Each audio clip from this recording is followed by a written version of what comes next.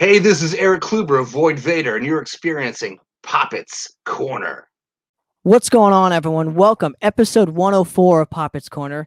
And I'd like to bring back on the show one of my good buddies, one and only Mr. Trevor Church of Haunt. How you doing today, sir? I'm great, Tanner. Good to be back, man. Thanks for coming back, man. It should be fun. It's going to be a new format for this episode. I've already spoken to you on the first 3 records of yours. Yeah. So you release, you're like a Dave Ellefson who releases stuff like every 6 months. So you're gonna have to be a regular on the show, it seems. Yeah, so I'm looking forward to that. I'm the house band. I love it, dude. So like I said, I'm gonna do a different format this time around. You have a new record called Beautiful Distraction, which is fucking great. I don't kiss ass just to kiss ass. I really enjoyed the record. So what I'm going to do is I'm going to do it song by song and kind of learn some fun facts and just go through the nitty gritty of all things Beautiful Distraction. So if you're ready, man, I'd love to get started. Let's go. Cool. All right. So before we even get started, you've always used the same artist, it seems, for the album cover, I've noticed. Yeah, for the most part. Now, what was your initial kind of vision for this? I mean, this guy must be rich off you because he does so many of them. But what was your initial, I don't know, vision when it came to do you send him music and then he does a cover based on? Okay, we've been working. Me and Max. He actually retired, so I don't have him anymore for now. He might come back in the game, but he got himself a really nice job and just bought a house, and he's really in. You know how art is. Sometimes you do really well, sometimes you don't. It's very inconsistent work at times, but he's a really smart guy and got himself a really good gig. And it's just very time consuming to try to do an art thing. But what we've done in the past is I just send him stuff and be like, well, here's what I'm working on, or just even a title. I'll have like a working title and be like, this is what I'm going to call it. And he'd start working on stuff and just send me stuff. And with Beautiful Distraction, I had the song and I just sent it to him. I said, I was like, I want to call this record Beautiful Distraction. I don't have an album yet. And literally that was sent to me 20 minutes later. And I've always been I really like simplistic art, kind of just, it just spoke to me immediately. I was like, this is anything with the skull. I don't know why. I mean, it's been done a million times and I don't care. Like, I love skulls. My neighbor's kids, he just drew me something the other day and it says skull. He drew me a skull. It says Scully on it. And he's like 5. So even 5-year-olds know, like, I have a skull obsession. So Max Tremblay does most of the Haunt graphics. He's done the majority of my albums. He's not the creator of the logo. The creator of the logo is Paul Abrin from Bronca Studios. I've also worked with Daniel Porta on an album cover, but Max has done Burst in a Flame, If Icarus Could Fly, Mind Freeze. He did the 7-inch splits. He did, and he obviously did Beautiful Distraction, and he did like 10 Beastmaker albums with me. So he's been around me for a long time. So he really knows, like, I work fast and he did the art fast. So, this was one of those ones though, that it was like he sent it and it was done. Most of everything else we've worked on in the past, there's revisions and stuff, but I was like, you nailed it. This is perfect. Like, I love this, like, idea of like flowers coming out of a skull. It's kind of like, it kind of almost is like a beautiful distraction within itself, and the art in that light, like you have like death and then the beautifulness of things growing wild and out of control. So I thought it was a really good matchup for what I was doing. It's one of my favorite album covers, period. I don't know. It's going to be a hard one to beat. I mean, like I said, I enjoy it. Did he do Flashback as well? Yeah, my bad. I forgot that I even did Flashback. I've got so many albums that I'm starting to forget that I did them. That's fucking awesome, dude. But, but so considering going, because I haven't talked to you since. I mean, I haven't talked to you almost since what Mind Freeze even came out. So, can we kind of touch upon Flashback and kind of the direction when it came to, Beautiful Distraction to, or Flashback to Beautiful Distraction? Beautiful Distraction is kind of more of like I would say a hodgepodge, because I know that you have some older material on this. You re-recorded a couple songs on it, but talk to me a little bit about the writing process when Beautiful Distraction coming out of the Flashback sessions.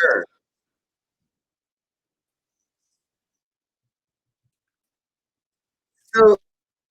So there's actually only like two songs that were actually written in 2020 Dreams. I got back from Europe immediately after COVID, and Flashback I kind of already had done. It was already written when I was over there, and I was listening to it the whole time. So when I got home, I was like, all right, I'm going to do this. But as soon as I had a few riffs that I had been working on. I was like, man, I need to put lyrics on these now. And so I did that. And then one thing led to another. And I was just kind of going through my hard drive, and I noticed that I had a smorgasbord of just riffs. And some songs, some of them were full songs that I didn't like something in it. And I was like, I just don't fucking like that. I just can't. There's something just like it never got released. But anyway, so what I decided to do was to do a very I've always tried to like be a little bit more interactive with my fans through social media by doing like live Facebook stuff, talking to them, and just kind of giving them, I'm alone for most of the stuff I do. So it's really easy just to put a camera in here and be like, here, this is what I'm working on. I don't have anybody telling me not to do it or whatever, because most labels probably like, don't show the fucking album. Are you insane? I'm like, who gives a shit? They're going to get it really quick. I don't put things out the same way. So I asked the fans on a specific song, Fortune's Wheel. I think it's track number 3. Mm-hmm. I could be mistaken. Anyway, I hated the chorus. It was supposed to be on If Icarus Could Fly, which I'm wearing the shirt. And I remember I had my Taylor, who's playing bass in Haunt at the time. He was here, and I showed it to him. I was like, man, I really like a lot of this song, but this chorus fucking sucks. It used to be called Armageddon. And then with COVID, I just was like, Armageddon? No, fuck, no.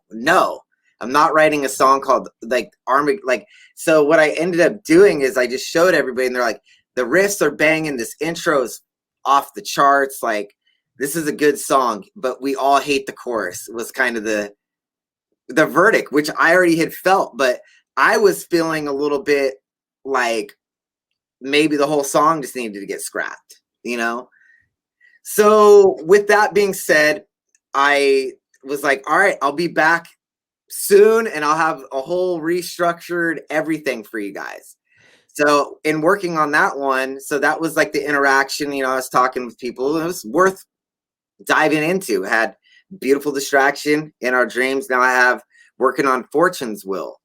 And I literally think I finished it in like 5 hours. I rewrote all the lyrics, changed the whole kind of direction of the song. Because like I said, before it was about Armageddon. Now it's about Fortune's Wheel, about like, leading somebody to a better path of enlightenment, so to speak. Maybe, it's really weird because, I'm like I wouldn't say recovering anymore, but I used to drink a lot in my 20s, and I haven't had a drink in like 11 years. So I tend to kind of revolve around that because that's been such a huge part of my life of just being alcohol free. And it's like, and this song's not exactly about that, but it is in some ways, because I've helped lead some people out of some really dark places.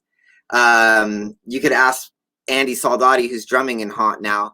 I got him to get on board with me because we used to party together a lot. And I'm like, hey man, fuck that shit. Let's do music. Like, we don't need to be Like, when did the partying become more important than the music?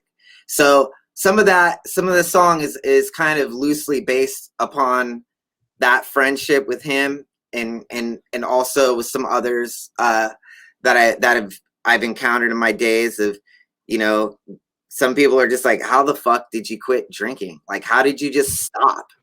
Like, I don't drink at all. Nothing. Never. I'll never drink again.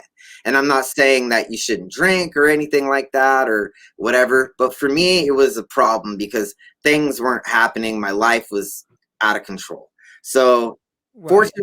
Fortune's Wheel kind of just spawned from that. And that gives you kind of some really nice in-depth perspective of what that really means. Because like some would see fortune as like money or something, but to me it's more about, like I said, like a path to enlightenment, to like further personal growth because of an experience that I had lived and was so bogged down by it. I would never be Trevor Church of Haunt or Beastmaker hadn't I like opened my eyes and had an awakening, and then brought other people with me, like especially my best friend.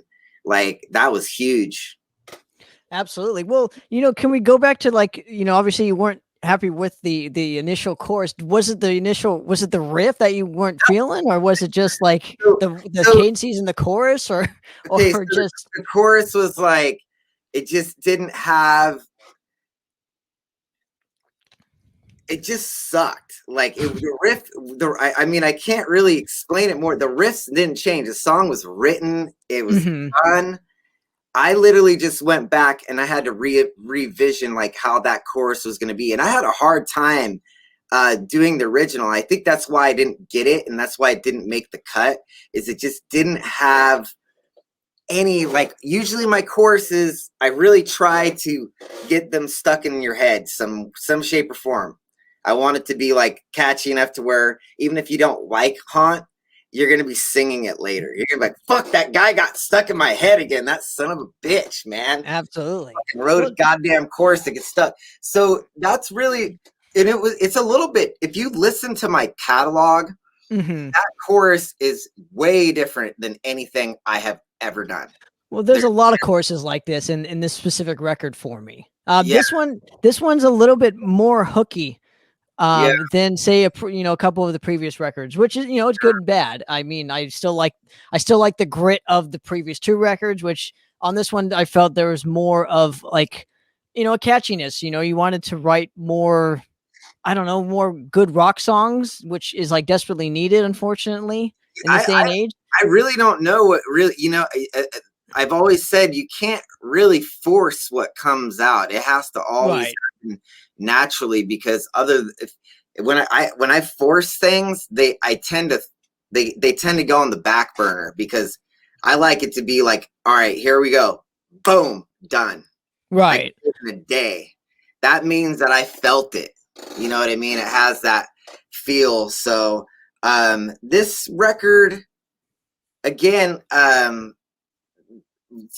we got to move on with it right now to understand how it was put together, because this wasn't put together conventionally of Trevor Church. I'll never do an album like this ever again, by the way. This is not going to happen. So the next song, which I think song 4 is Face of Danger.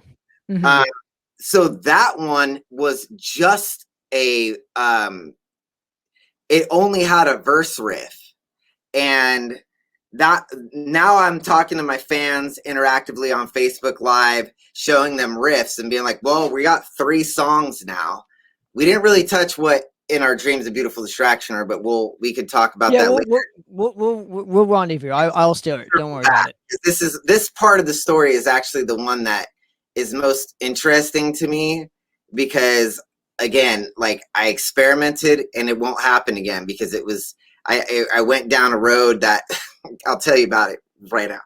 So I started showing them riffs. So this was the first one. I just clicked on a folder and we're like, all right. And these videos, I think, are still on Facebook. If you go way back to early, like 2020, probably June 2020, they might still be up. I'm not sure.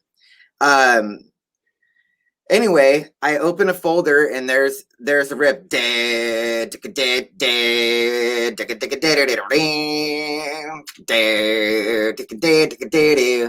And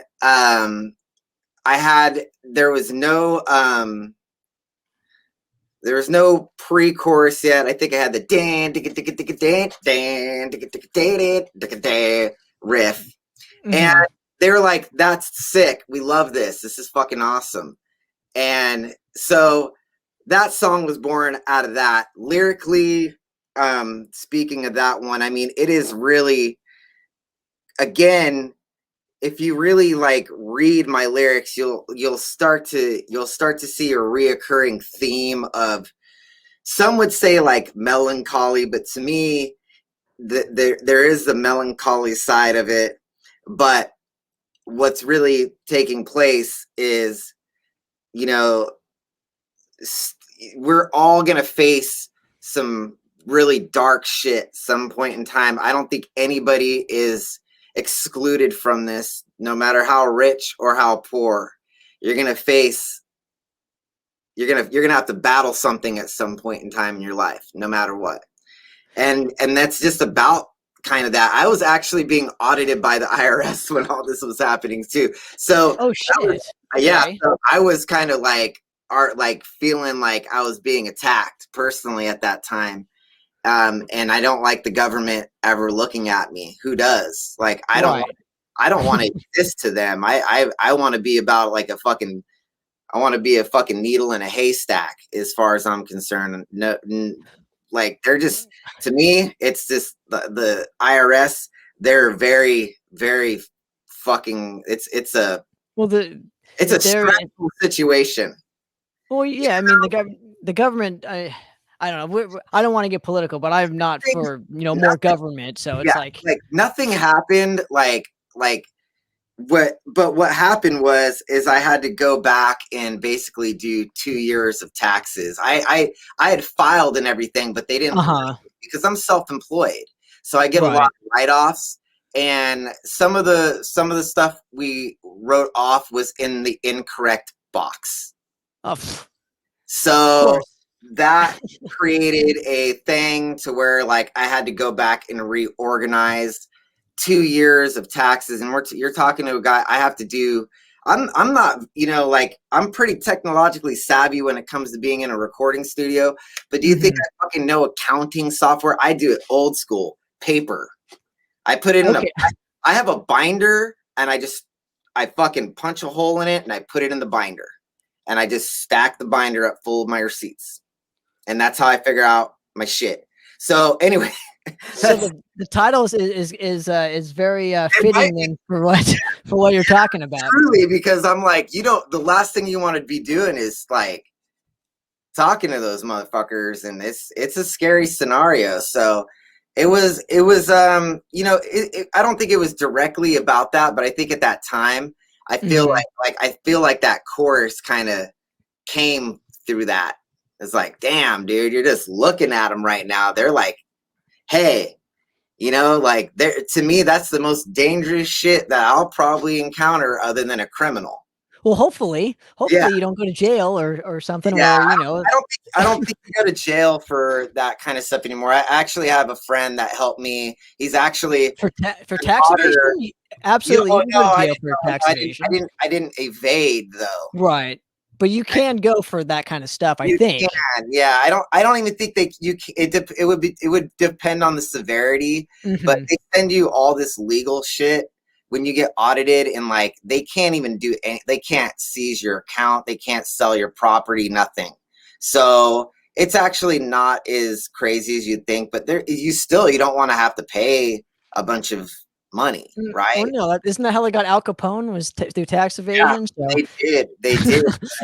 I mean, but I think the laws have changed dramatically, and that's like that would be a scenario where somebody would go to jail. Somebody like me, they call. So from what I understand, because again, like I said, I had somebody that audits. That's actually an auditor. Kind of, he came over and looked over my shit for me to make sure everything was okay, because I don't fucking know. I mean, again, right, dude, you have like 80 different incomes within the haunt camp, which you know, through band So- camp and this and this Oh, and this and no, that. So, it's crazy. So I have, and if you saw what a band, like the band camp printout is, dude, it's a book. It's like I think for 2019, I printed 800 pages.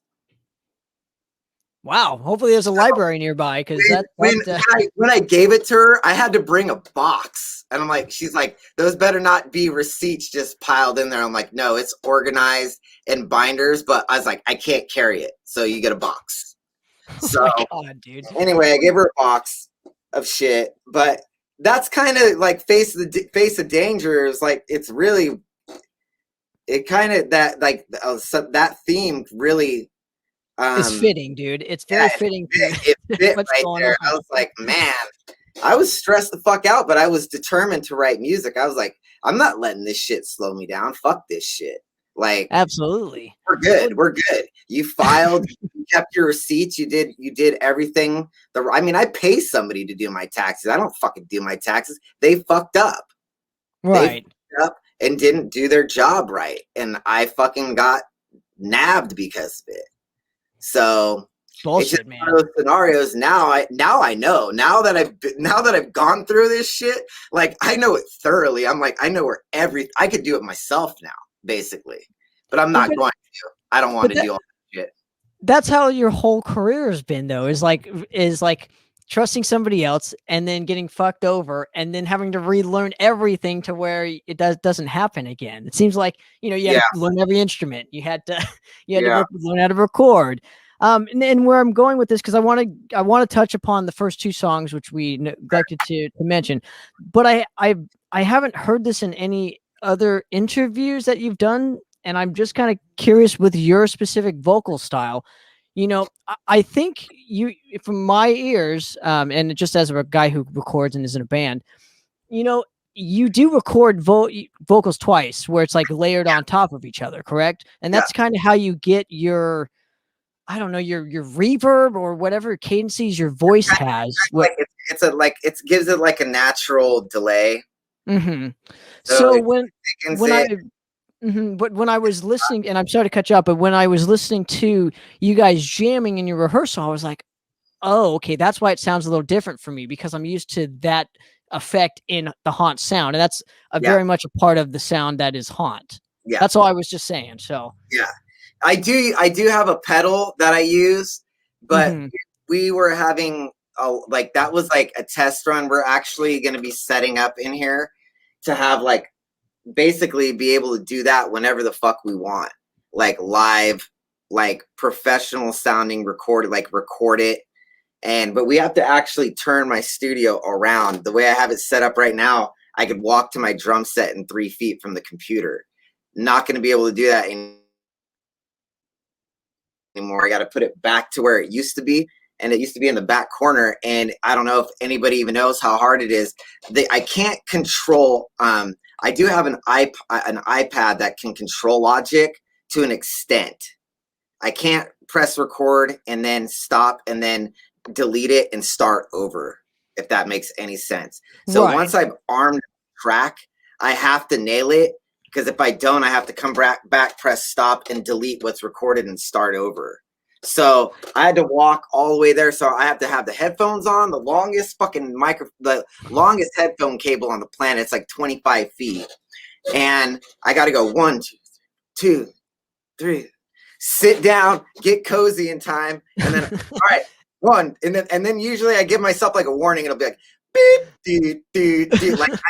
Like I make that sound, because like the click, I could get lost. Because sometimes I'll be like, fuck, maybe I'm too stoned or something. I was like, I didn't count. But then you hear that beep and you're sitting there already, like, fuck yeah, boom. And then you can start. But so we're gonna, I have an effect that I use, and it's just a doubler. It doubles your voice and kind of it just gives it a little thickness. And it probably puts an octave on it though too, right? You can probably put an octave on that thing. Okay. I don't put an octave on it. It's just literally called, it's just a doubling effect, literally. So it doubles your voice. So there's just this slight delay. And the way that I learned, I stumbled upon that technique was just Aussie, because that's something that It produced. totally is Aussie. So of course, that is where that comes into play. Because once I started doing that with Beastmaker, now I can't not do it.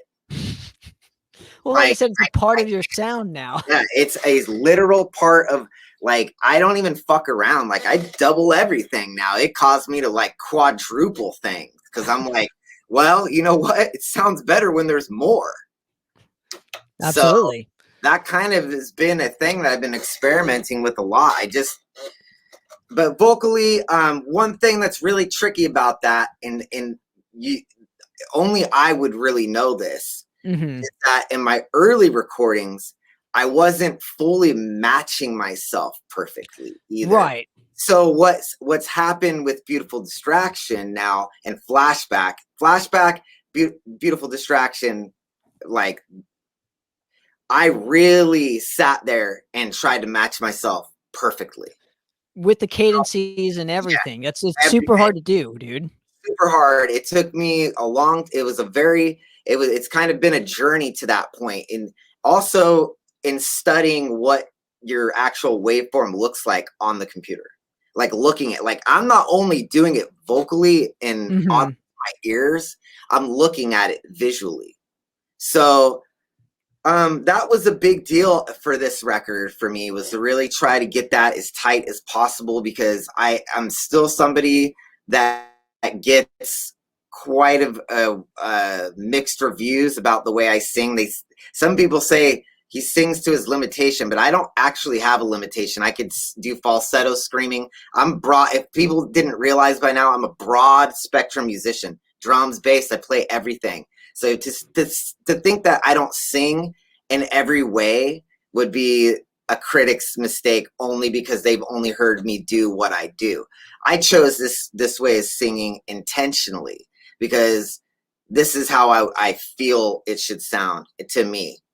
So, but you're also doing it to where it's not going to affect you long term. And what I mean by this is, like, you know, you have to be comfortable with singing. And as a vocalist myself, that's why the reason I sing the way I do too. You know, it's a little bit harsher, I get it, but this is comfortable for me to do it this way. And everybody has to.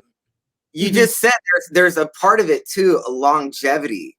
Some people really, like, they do things that only youth can provide, especially in 80s style metal. I mean, could Don Dokken even hit a note anymore? No. And it's like a train wreck, right?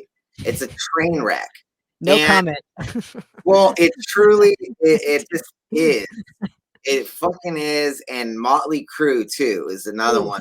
Well, yeah, but Motley Crue sings every third word, so I don't give him a pass. He's just lazy. That guy's just fucking lazy. So yeah, he probably could still nail it if he could do it. Tried. He just doesn't. He's just too fat and lazy. Yeah, he's a murderer, so fuck him. Yeah, dude, that's a whole other realm. But anyway, you got to kind of sometimes think about the future of where you're going to be musically as you get old too, and I think I'm going to be able to do this forever. Like, honestly, I don't think I'm going to lose it. Like, I don't think it's going to be something that's going to be a forgotten thing. The only problem that I sometimes face is, like, just like any person that's singing, I lose my voice sometimes, and there's nothing you could do about that. Well, you know what I found, that the trick I do live is I ask for tons of reverb. And the reason for that is because it makes me feel like I don't have to push as hard. Yeah. And that's when you lose your voice, is when so all of your fellow vocalists out there that are singing in more of an extreme type, or even if you're just singing like what Trevor does, is ask for tons of reverb on stage. Trust me. Because the monitor system, only the band's going to hear what the monitors are hearing. Yeah. So. Yeah. I did a couple things that have really, benefited you. Yeah. During this pandemic, is I quit drinking coffee, like caffeine. Oh yeah, I don't drink coffee at all. People think it's weird. So caffeine is very dehydrating on the vocal cords, and when you live a life on the road and you're out, you're up late and getting up early, not sleeping well, and you're fucking pounding coffee all day, you're really not doing yourself any favors. And that's kind of what was happening with me.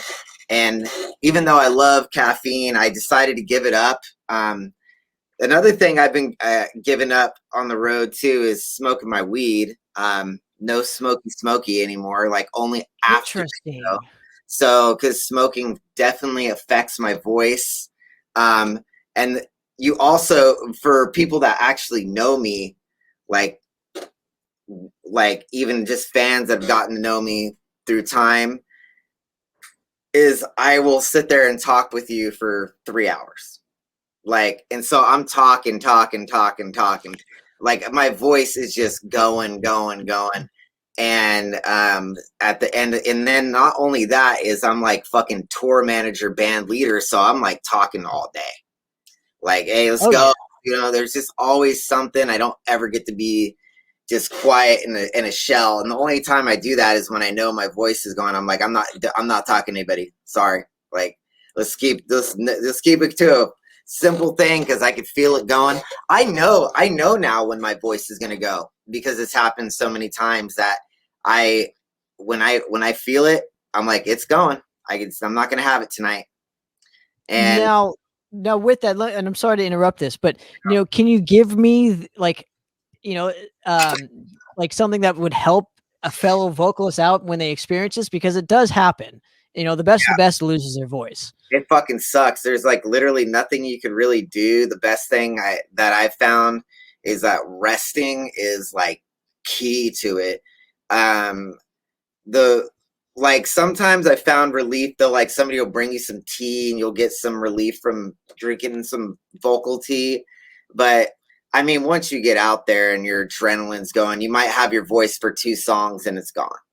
So right. There's nothing that really, and I think it's like it's more of an emotional thing that happens to you that really, I think, even makes it worse. So I like nowadays, like if my voice is going to go, I'm just not going to play. Like that's just where it's at now, because the years now I've learned that if I go out there and try to do it, there's a possibility it's going to be gone for a couple days. Absolutely. So my rule of thumb. It's just better just to be like, you know what, you could do is like, I wouldn't really cancel the show. I'd be like, look, guys, you're getting an instrumental set tonight. I'm really sorry. I'll be back and I'll make it up to you. Well, you know?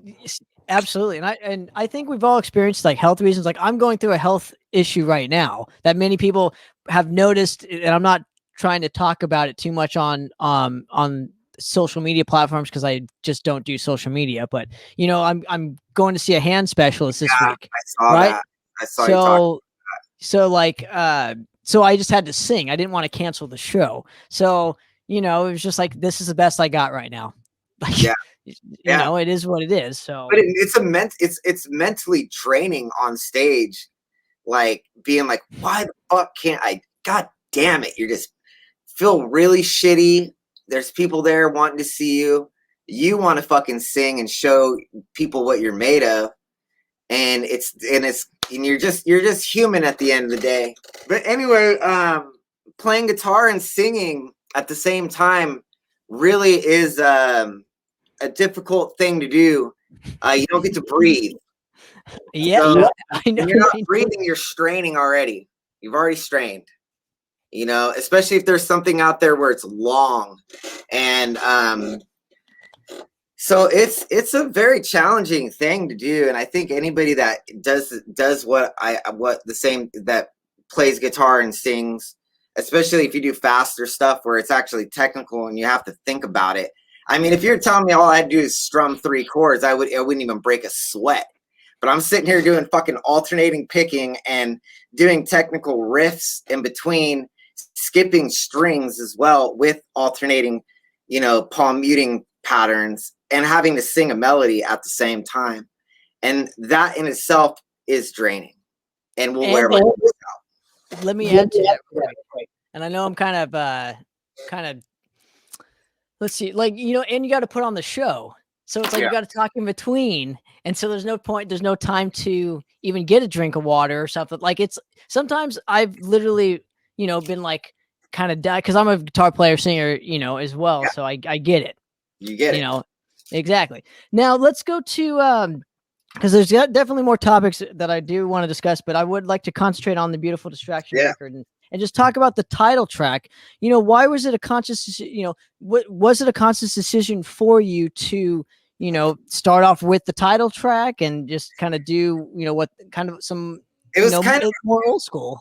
It was a little risky move, to be honest, because it's definitely one of my more poppy songs that I wrote it for my wife. So she thinks it's a terrible title, but loves the song. She's like, I'm a distraction. I'm like, you just don't get it. Of course, a woman would say, your wife would say that. I'm a distraction. How dare you? But I'm like, well, read the lyrics. They're really nice, and they're beautiful, beautiful song. And she actually loves that song now. Like she's like, can you please get it on the radio? I'm like, what? I don't have that power. Hey, radio. I'm sitting there like it's valet. Radio, put this on. All right, cool. Hey, babe, it's on the radio now. It's on internet radio. It's on internet. You're talking FM radio. But I think they played me on the Heidi and Frank show on KLOS though. Wow. Yeah, they did. Old school, dude. They put KLOS. Anyway, but she wouldn't know that. I told her about it, and she's like, "What's that?" I'm like, KLOS at one time was like one of the biggest rock stations ever. But anyway, it's really, really a poppy song, and again, it's like a love song on top of that, and I'm in a weird genre in some ways of that. And sometimes I feel like I don't belong because of my topic choices and stuff. I feel a little bit like I don't write a lot of fantasy, Satan stuff. I have, and I like that stuff. But for Haunt, I think we've talked about this before. It's about real life stuff more or less, and not trying to really do any fiction, It's absolutely. So that was kind of the power behind it. I was trying to be like, well, guess what, guys? You're getting a love song, and I'm putting it as the first track. And now, it did throw some people off for sure. They're like, man, this is very poppy, and they're like, oh, okay, now it sounds like Haunt again. But I think all of it's poppy. I think all of it. I'm like, you guys don't know me like I know me. I see all of the synchronicity of everything of like what my songs are about, how I sing, and even my chord structures. I know all of them. I know what I use. So it's like, this song is actually the same as one of the ones before. You think I got soft now? It was soft then too. Well, do you think though that people are, and because we play in a more extreme genre of music, do you think there's like I'm going to say a confidence, a self-confidence kind of issue when it comes to like doing what you want within it? Because metal has this like this elitism that doesn't belong for me personally. I don't ever cater to that stuff. I don't really give a shit who likes it and who doesn't. Yeah. I just do what I do. And if you like it, great. And I'm sure it's the same mentality with you. I'm sure I'm preaching to the choir here, but do you think because of that elitism, like people are like afraid to take kind of those chances, on maybe the opposite side of the spectrum, not the norm? I think a lot of it just depends on the attitude that you try to portray. And with somebody like me, like a non-drinker, so like that party metal vibe, where your lyrical topics are going to be a certain way. I don't want to really give out specifics, but I think you could agree, like Motley Crue has like a certain lyrical persona, and other bands will have that kind of same, Wasp would even be one I would use, or Manowar, where you already kind of know the lyrical theme right out the gate. And there's a lot of bands that kind of follow that trajectory. And it has a vibe. It's like there's certain things.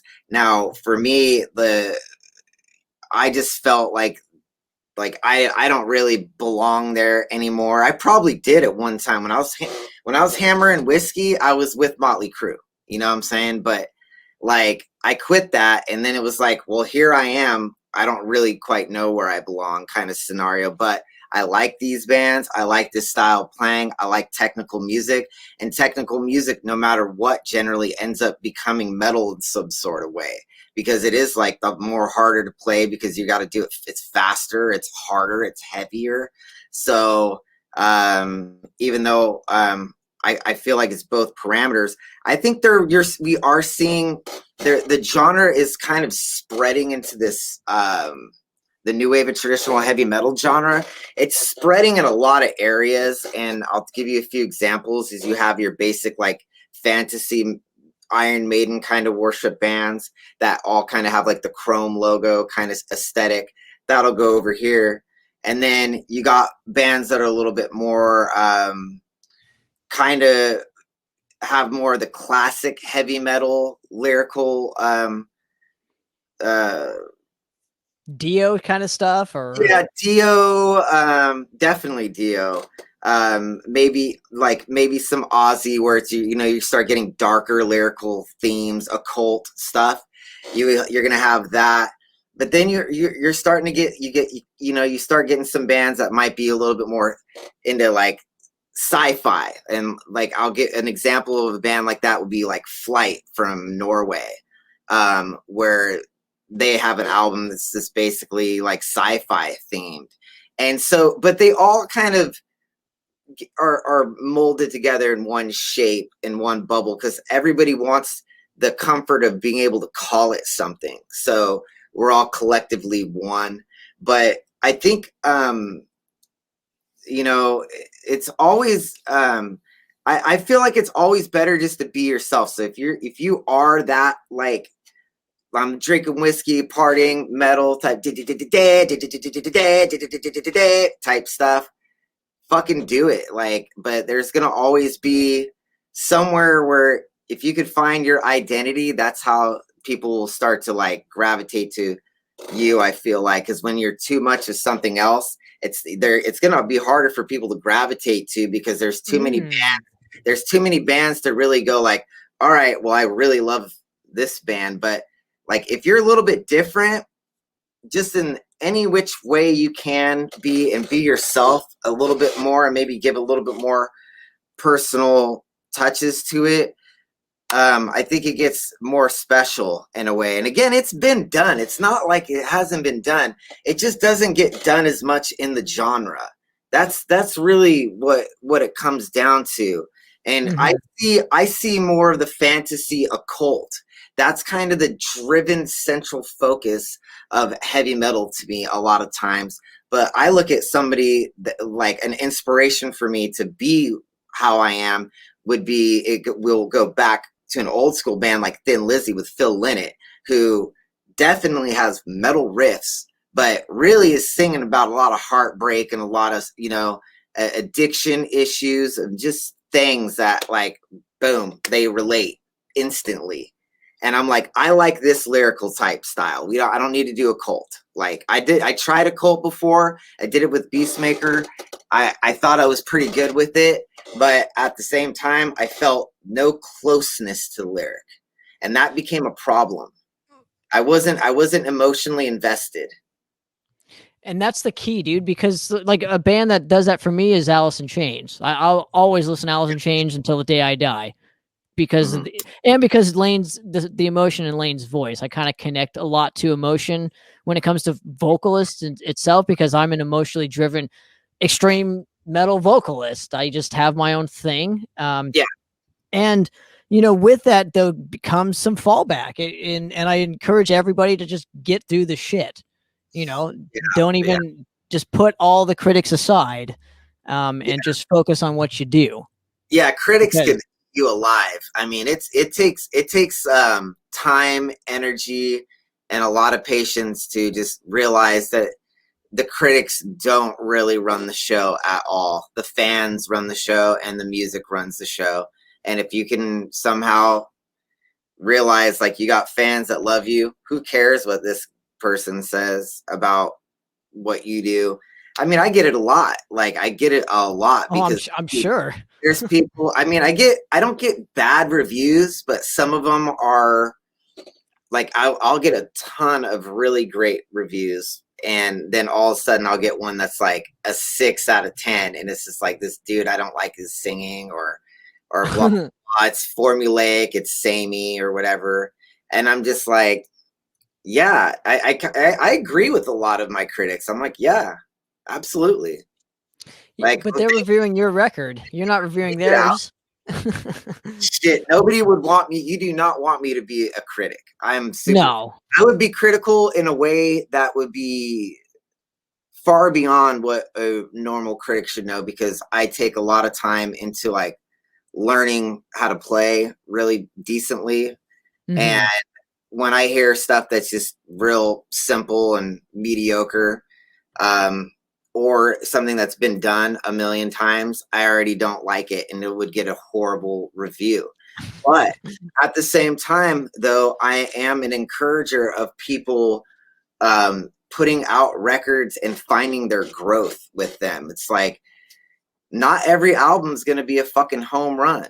It's just the way it goes. You just got to keep fucking getting up to plate and swing your bat and hope you fucking connect with the ball and something works for you.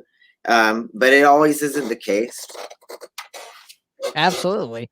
Now, let's go to In Our Dreams. I really loved this chorus. It was just super catchy, and I'm a fan of. The more I've gotten older, the more I love catchy choruses, and as a songwriter, I appreciate them more. So, talk to me a little bit about this particular track and kind of, what differentiates it for you personally, as opposed to, say, the other stuff that you've done in the past. I will say this about that song. It might be the best song I've ever written to date that's out there for people to listen to. It has to do in terms of what, though? The best in terms of what? Just a solid song? I feel like attached to it. Like when I listen to it, it does something to me. Like we were when we were just learning it at rehearsal about 3 weeks ago. And the first time we played it, and I actually was like doing it live, it gave me chills singing it. And that doesn't happen very often.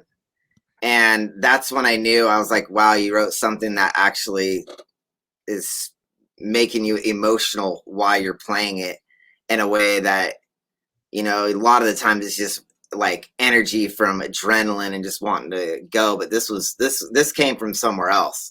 And the song is just about, it's not anything it's fictional in the sense that it hasn't happened yet, but it will happen one day. That one day we are going to part from our loved ones. And I'm a happily married man. I've been with Jordan. My wife's name is Jordan, and we've been together for 10 years, and there is no other woman. I'm going to die with her. This is my, I like, through thick and thin, I'm going to make that shit work. And we've gotten through a lot together. So I know that we're that kind of team that, as long as we stay where we're at, we're going to be all right. I just have faith in that.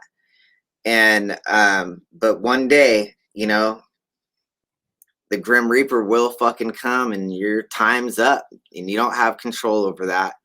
And it's just kind of about, at one point in time, we're not going to be together. But there's, to me, I don't really have any deep religious belief. So I just kind of use the dream thing of like, we'll be together in the end, some way, shape, or form, whether it just be a speck of energy or in the ground and being born into new life of something. But maybe that little piece of us will always be there. So it's a sad song to really, to go there. But I think it's relatable in so many ways that, like I said, it, like in that light, that's why it might be one of my best songs. It's just so profound to me that kind of feeling is a scary thing, knowing that all this good shit one day, it's like it's gone and it doesn't mean anything anymore. And that's going to be us making records. One day we're not going to be making records anymore, and it is. We're going to be our art's going to be left behind. That's the only thing that we can It's give, it's basically a journal. It's a musical journal. It's really it's a photograph. Exactly. It's a photograph. It's a journal. It's whatever you want to really say it is. And yeah, it definitely is going to come to an end. I mean, I don't even think I'll be married still and not be doing albums. You know what I mean? I'll be a live married man traveling with my wife, doing what we'll be doing as old people. And this is a young man's game. You can only go hard for so long, and before the energy runs dry, or just the passion, passion. or the physical aspects. Yeah, the physical aspects are probably what make most people end up quitting is a physical problem. I mean, retiring.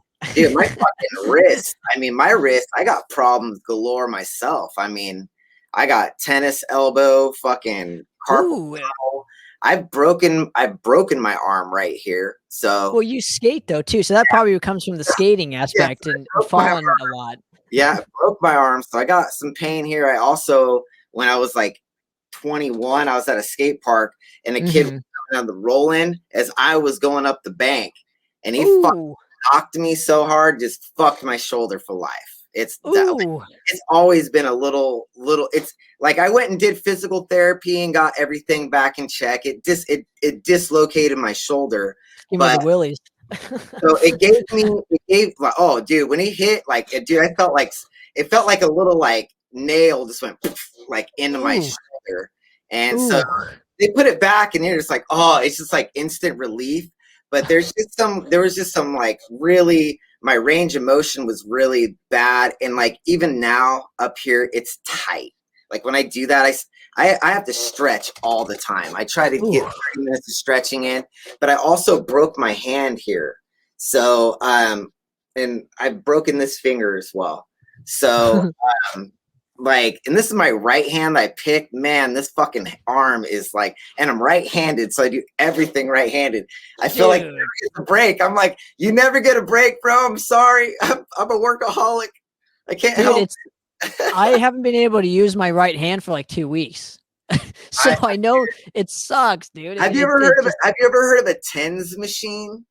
No, what is this? So a TENS machine is these little like sticky pads that you put on your muscle, and it sends an electrical signal into your muscle. It's like a spasm. It kind of creates and it causes like this constriction and release, which, man, I will tell you right now, I can't live without it. Like, it goes road with me. When I go in at night, I put that fucking thing, I'll put it everywhere. I put it anywhere on my body. It's amazing. But it is weird because sometimes you'll sitting there and it's like, ooh, you're just maybe I need something like that, dude. It's like kind of just like, fuck, dude. Fuck. You put it on your foot, and like your foot will just go like it's really bizarre, but honestly, it does wonders for me, and it does wonders for my wrist.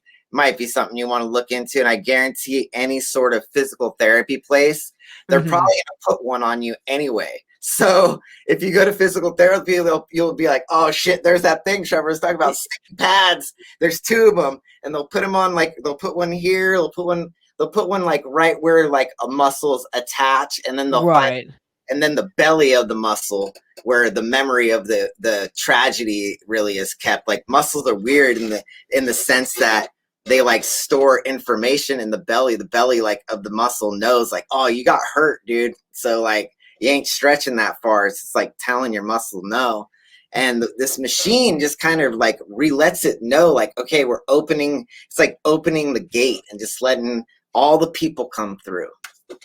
Did you ever and it's funny that you mentioned this, but did you ever as a young lad kind of like make fun of people that like hurt themselves? Because I did, and now that like I've hurt my I'm like, oh fuck, total regretting that. I come from skateboarding. Like laughing at fucking people falling is kind of like, you're watching the end credits of this fucking scene, this dude just fucking nuts just goes straight on the rail, and the look on his face, you're like, fuck! And you're like, you can't help it. But you know it's not funny, you know, it's just funny because you're just like, shit. And they'd probably go back and look back and they're like, fuck, dude, this is hilarious. But Right. that is. But dude, I mean, I don't know. I never laughed at anybody getting hurt in a way that was violent or anything like that. It was more or less like somebody like there's a couple Instagram things I follow. America's Got No Talent is one of my favorite ones. And it's all just people getting hurt, and it's pretty funny. Like some of it you're like, oh fuck, but some of it you're like, it's just they're so stupid. It's like Jackass. It's like when I watched Jackass, I would laugh at people getting hurt, and it's like, oh shit, like that's a real thing. But having like an injury from repetitive motion is an injury that most people don't see, and unless you're an athlete. And those have been athletes, and that's not funny when athletes get hurt. I would never like that's serious. Like when it comes down to some of that shit, it ends careers. You know, a torn ACL, meniscus, and a basketball player, you're done. You're done. Yeah, that's it. It's the end of your career, and you got to. And those kind of things, those are things that you can't. They're inevitable because you couldn't do anything to stop that from happening. It's just a matter of landing wrong. And that's that, you know. And then after that, you just have to reinvent yourself with whatever you're doing. Now let's go to Sea of Dreams, because this is my favorite track on the actual record. I know it's an older track. I think it's an older track for my research. It's on the 7-inch. Right. So it's a very obscure. Let me give myself some credit. It's very obscure. So you know, and most people wouldn't know this because it's so, you know, of the obscurity of it. But absolutely, this is my favorite track on it. I love the Lost in the Madness, the way that you phrased it, and the cadences and whatever. Just really clicked on this specific song. Don't know why. It's the hardest song I've ever written to play. That's probably why I like it, because I like technical music. So there you go, so fucking hard, dude. Like every time I've rehearsed it, it's just like it really kicks my ass. It's fast, and there's like these like weird hammer-on things that I do in it that also. But when I wrote that song, I wrote it for a split with Seven Sisters, and when I got done with it, I was like, I'm going to put this on an album one day. I was like, I like it too much for it just to go. I was actually battling in my brain, like writing another song and then it being not as good and then putting it on the Seven Sisters split. But then I was like, well, what if you like that one too much? And like, then you just got to, now you're 2 songs in, you almost have an album going on here. So it was like, put it on there and come back to it. And a lot of people have been saying I put 3 albums out in 2020, but really I only put Flashback as a full album of new material. Right. Mind Freeze was recorded in 2019, so I cannot take any sort of credit in writing it and recording it in 2020. It just came out January 1st, 2020.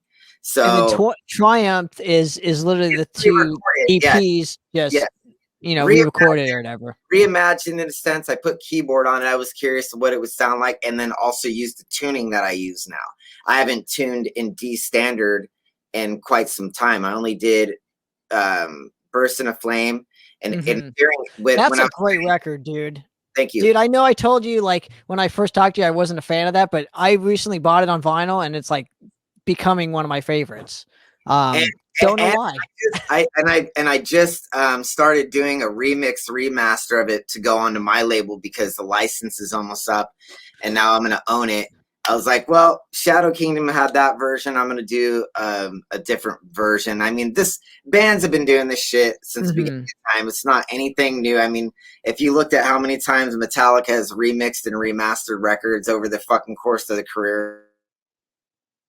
Yeah, absolutely. Hundreds of times, really. I mean, like, plates go bad. You know, there's things have to be, and also, you know, you're doing these pressings. Do they sound identical? Probably not. There's going to be a little nuance here and there in every.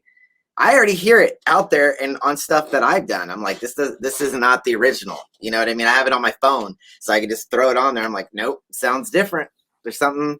It went through some sort of compression, or somebody got ripped onto somebody's computer and then got compressed to like 120 kilobytes per second, then thrown out there the cosmos, and then somebody tried to make it 256, or who knows. I mean, there's so many things that happen, but it's been interesting because I've been reliving those songs right now, and hearing the performances of what everything was and where I was at that time, because that was the first album I ever recorded, basically, as a DIY kind of alone scenario of like where I'm like, all right, I'm doing the whole album. I'm not turning it over to, like, back in the Beastmaker days, I would record the album and then I would give it to Andy and he would finish it up. He would do the shit, and then he would bring the mastering back and we would do the mastering stuff together generally.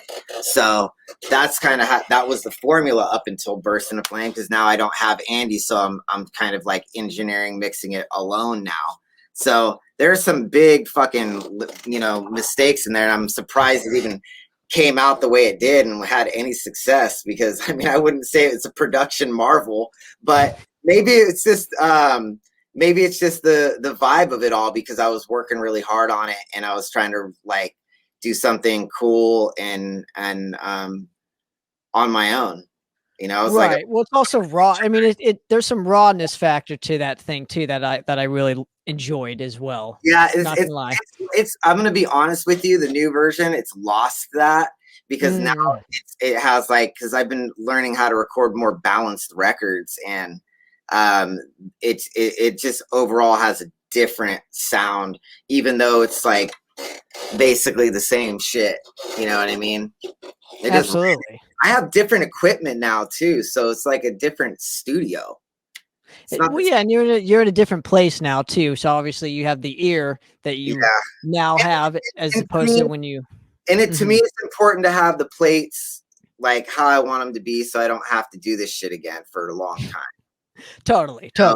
And that's the other thing, is when you're licensing, it's very rare that a band gets their licensing back as quickly. But the way I had it set up is I get the license back pretty fast. I didn't know I was gonna be doing a label, but everything that's on Shadow Kingdom at some point in time is gonna have to be put. I'm gonna want it differently. I don't want the same thing they did. You know what I mean? It's gonna be on Church Recordings, so I want it to have its own identity, vibe, right? Identity, same music, you know, same music, just an identity change. It's having a label change. It's coming into my house, and totally, you get to relive it.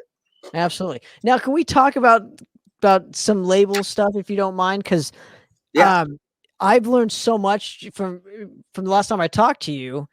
You know, we got signed. We've been working with a label, but we did something different. And I think we did this the smart way. I signed a distro deal. Essentially, it's a distro.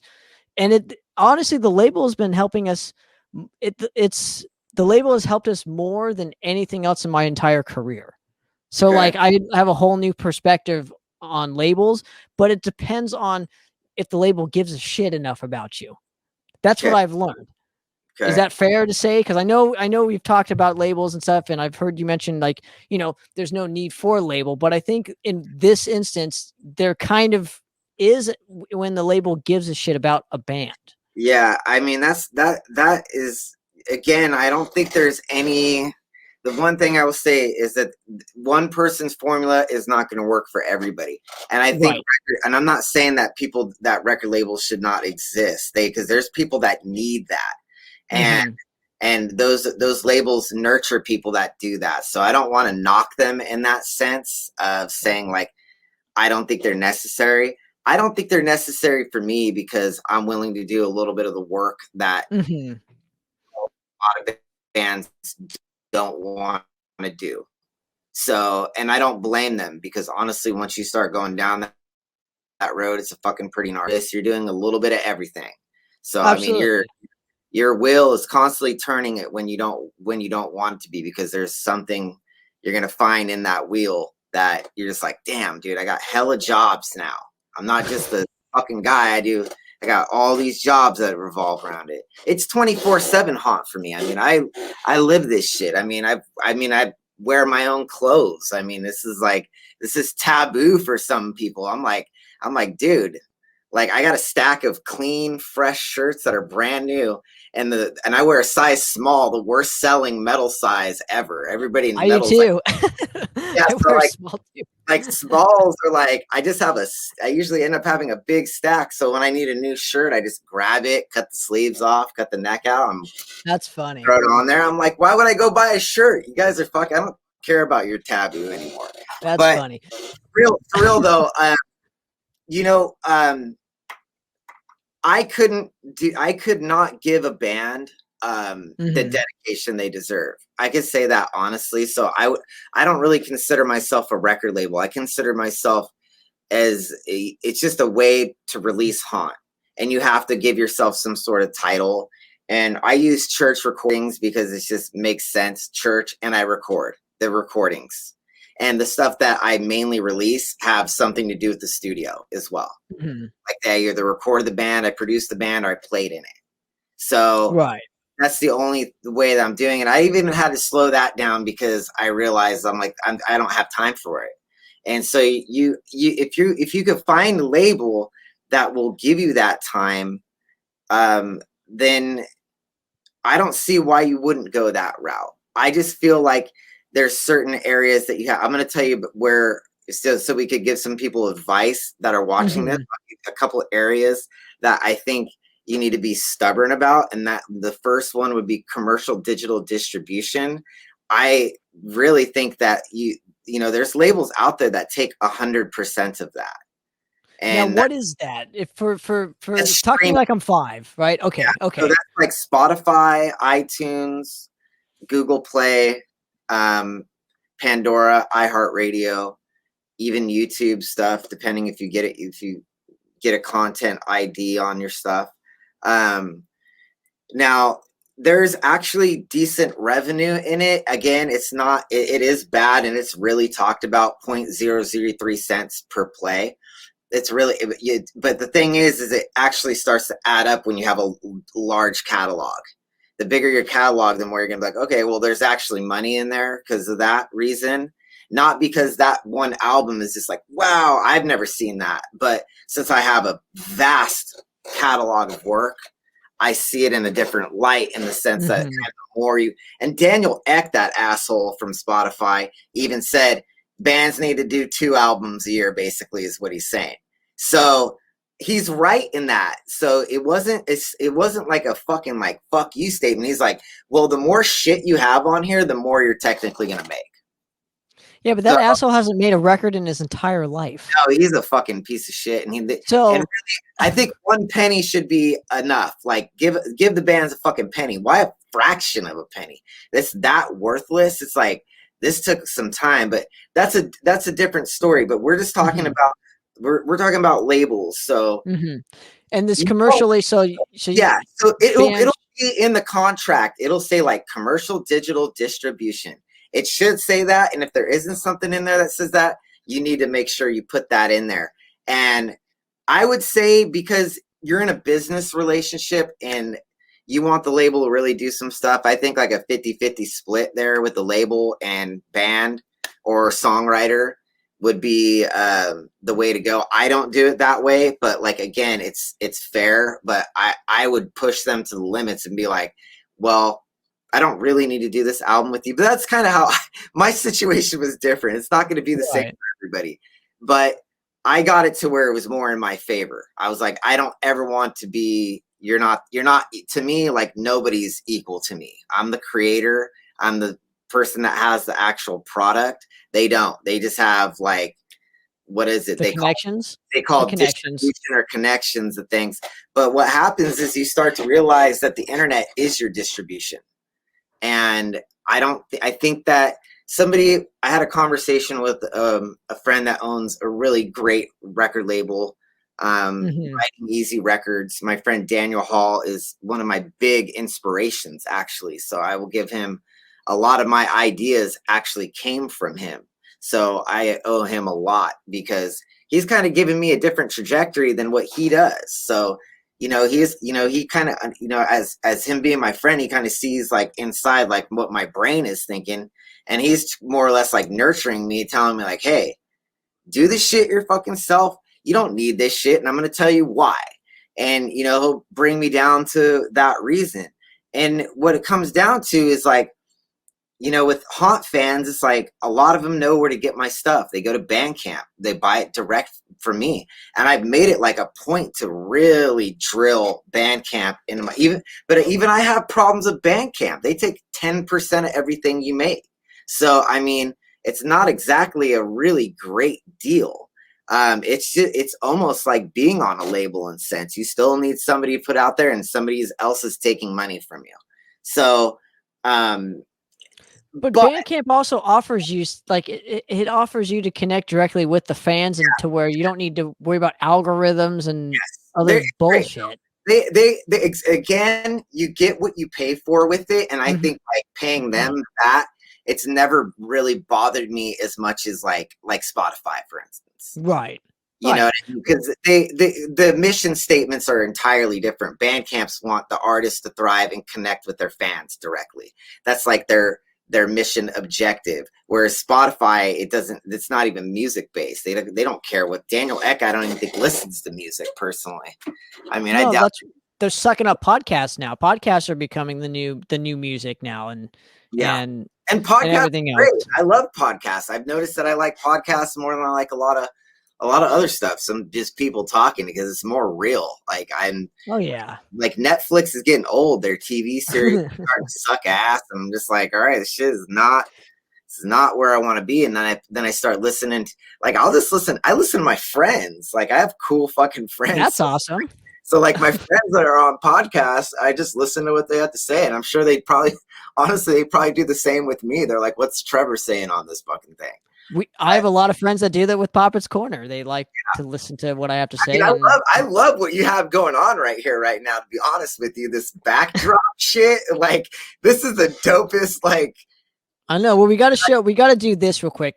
I mean, I have to keep instilling it because maybe people just tuned in or whatever it is, but it's like, I got to show the album cover for what we're talking about. And I know we're going on tons of rants, which I'm fucking digging this. I don't want to take up too much of your time, but I really dig conversations like this. The joint isn't gone yet. When it's gone, that means it's over with. It's over. As far as your time with me goes, so however long you want me, you got me until this is like. Yeah, dude.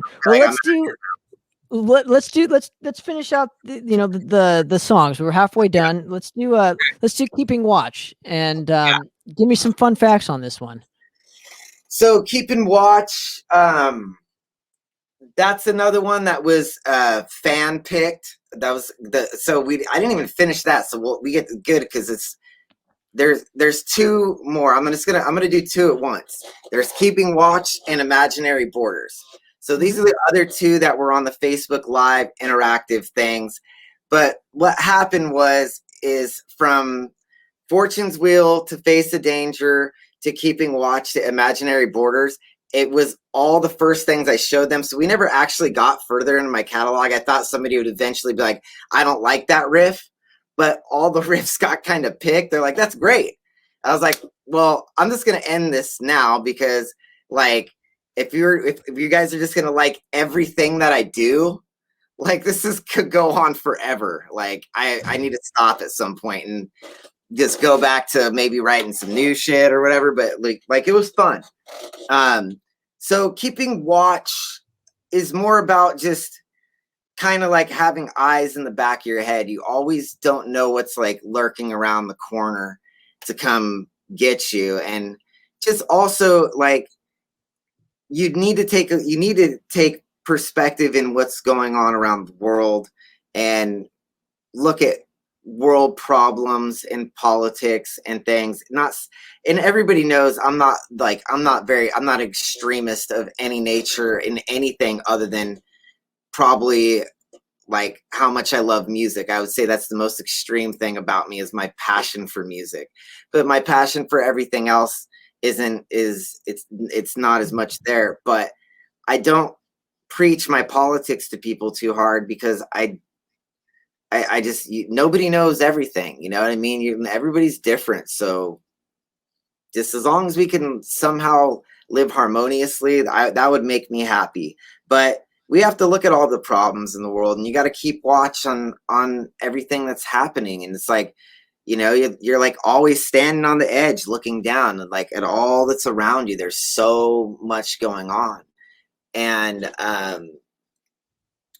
that's kind of what that one's about in a sense, if I had to like really pinpoint it to the exact like things and times. That's kind of what I'm trying to think of the lyrics right now, and I'm drawing a blank because it's one of the, we don't play it, so it's getting lost right now. I know what the chorus is, like it's yesterday, but like the verses, I'd have to like listen to it again and be like, okay.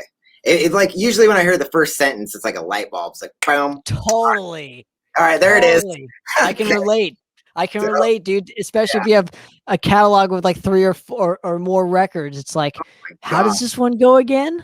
Fuck, dude, it's like I have all you can see my lyric sheet right behind me. I mean, right. I keep them up there. I mean, that's the whole catalog right there is up there just in case. You never know when you forget. Yeah. So anyway, so like Imaginary Borders, that kind of like, I think the title in itself, and that one has a very different chorus too. I never have done a chorus like that. With kind of like the repeated imagining amongst the stars. Right. That's kind of a different approach. And I don't really hear a lot of bands even trying that approach to where it's like this, I don't know. It's like, it's weird. It was a fun little experiment with it. And I thought it came out cool. And it has a thrashy verse too. So it's real fast. So it has like it's a weird trippy time signature in the chorus too. It does a couple weird things, but Imaginary Borders is basically like we put up these walls in our minds of things, and we close doors and close things off too much, and it's like it's more or less just trying to be like open, stay open as much as you can. There's no borders to hold you down. Like some people may think I'm trying to talk about the fucking Mexican wall or something, but no, it's not. Has nothing to do with like immigration or anything like that. Imaginary Borders is the borders that we put up ourselves to keep us away from things on the other side. We're like, no, I don't, or a problem we don't want to deal with or whatever. Or people or something. Yeah, anything. You could go down the line. It's just about you're just ready. You're breaking down that border. So they're imaginary. It's like telling you, it's like these things are in your mind. Just be free, blow with the wind. That's literally, it's like the stupidest line. I mean, Bob Dylan did it best, but I took it as my own on that, right? I was like, blow with the wind. I use the wind a lot in my stuff because it's kind of like, it's a good saying. We all relate, I'm not the inventor of it, but it worked for that part. Absolutely, man. Well, let's go to Fool's Paradise. This is, again, how many old tracks are on this? 4? I think there's 4 of them, if I counted. So this is another one from a 7-inch that was like, is like long been disappeared. Yeah. Now I think there was only 350 made. 250 were in America, and 100 went out to Europe. And that was the end. And I also told people, I was like, I'm never doing this again. You don't want, like, I can't do splits because every time I do a split, I got to kick the other band down a bunch of shit. And I'm like, I don't fucking want to deal with this. Like, I'm like, again, I'm like the type, I'm like, this is too much work now. Now I have to like handle some other affairs where I'm barely staying afloat with myself. Right. So it was just kind of like, I'm doing this one-time thing, and this is what it's going to be. And it sold out really quickly. And I should have done more in the light of like, getting it out there more, allowing more fans to have it or whatever. But, oh, well. Didn't that way. Well, but, we're with these older tracks, and I wanted to go back to real quick. You had mentioned on oh my gosh, I'm forgetting it. A Sea of Dreams or whatever, where you added more, you wanted to keep it and add keyboards. Are you generally happy with the tracks? And where I'm going with this is, there's no such thing as like a finished album. It's an album is kind of abandoned. Yeah. And I'm just kind of curious for you, are you generally happy with the result because you're moving just so fast with these albums? I think for the sake of my songwriting, it just has to be that way because like I'm even finding myself right now, like in my house, like writing a lot. I have another album already prepared. It'll be out in January. Of course you do. And you're going to come back in January now. And I'm telling you right now, I have like so much material. I have so many riffs right now and so many ideas that like I got to get, like, to me, it's more, they are abandoned. There's a point in time where you have to just be like, you know what, this is just how it's sounding, whatever. And again, I when you own your shit, you could kind of relive it again at some point and give it a little facelift if need be. I mean, that's who does, like I said, like everybody does that. So it's not like something that's like super unusual. So at the time you've abandoned it. But the thing is it's always kind of abandoned. Even when you come back, you're like, I could have done better. Right. I could have done that solo better. But you're like, I'm not going to go back and do that. So that solo was there for a reason. It was there. Leave the fucking thing. Absolutely. And I like that you always have your friends doing the leads on these albums. I've noticed a general consensus where, like, you know, you'll hire your buddy to do, you know, the flashback solos, or you hire your buddy to do these solos. So it's just generally cool that, like, that's a weird thing because that didn't happen by design. It was the experimentation of Haunt as a band kind of led to that because I like the idea of being like the singer-songwriter type guy. And yet I had to put together a live band to be able to do what I do. Honestly, I write most of my music is written on acoustic guitar. I write a lot of songs. I write a lot of songs on my guitars right here too. But like huge amounts of them were written acoustically.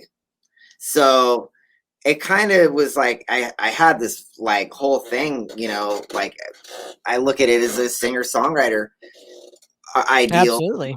And I wanted to kind of give it that light. And I think at the time there's some talk about why I needed to do a band and why this, why that. And it was always a conflict. And obviously, like, it leads to, like, most people will notice when Haunt comes back from this pandemic, there's like a whole new live band basically. And that's kind of the reason. There's just things just didn't, you know, they got thrown together and a lot of things just weren't expressed correctly or talked about in a way that everybody agreed on or whatever. And you know, that kind of led to me hiring Philly, and who's a friend, and also has made it, you know, made me realize it might be better for me as an artist that's going to do a lot of albums to bring in other musicians to guest on my records, just to give it a different little solo vibe, like little flavor. Thin Lizzy had like 5 guitar players. I mean, I'm almost nothing. I'm following Phil Lynnett's footsteps without heroin addiction. So I'm gonna have like tons of different musicians in my band probably awesome. Over the course. But the thing is this, you know, I think everybody that really knows me could say, you know, since I don't get fucking wasted and act a fool, there's not really, I don't do stuff that's like destructive, dramatic. Okay. The stuff that happens with me is a lot of it is more or less is just me being me and being focused on what I'm doing, and like everything else, I don't care as much. Right. Really what it comes down to. So that's hard to be in a band with somebody like that, because I'm like, oh, you want your collaborative part? Nope.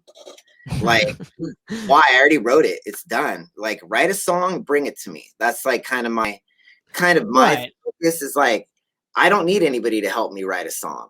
Like that, I feel like that's like is pointless, and it would have to be one of those things where you're in a room together for some reason and you're gonna write. I'm not gonna call somebody on the phone and be like, hey, do you feel like writing a song right now? Well, that especially with them.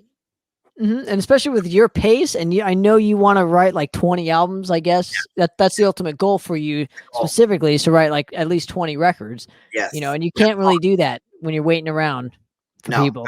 I would be, if at the pace that kind of thing goes. At being 39, I'll be 40 this year. I would be like 75 years old by the time I would finish that, and I'm trying to accomplish that before I'm 50. So. Oh, you'll get there. Now let's talk about the Fool's Paradise and just kind of where your head was at, lyrically speaking at the time, because it's kind of an older track, so I kind of want to go back a little ways. I mean, again, I always kind of like I try to make the title of the song reflect what the song is about, so it's not something you gotta be like, what does he fucking mean by this? It's like, it's a fool's paradise. It's like literally like, you're living in a daydream, basically. It's like some people have these lifestyle, like, it's kind of like social media stuff. It's like people are just so absorbed in this alternate reality of things, and it's not paradise. It's like we've been kind of fooled into this world of where we connect just all by phone, and that's how it is now. And not saying that that's the entire meaning of it, but that's kind of like the general idea of it, was just kind of like, there's all these people that just, this is their life, and in real life, like in person, it's just not as unique. Their like characteristic is more unique in a virtual world than it is if they came and sat down with me in here and were like, hey, let's do something. And it's like, no, I don't do that. What do you do? Oh, I do this. Most people aren't interesting outside of social media. Sorry, guys. Sorry, not sorry, but most people need to like have some self-worth. I think it's important to have both qualities. The same.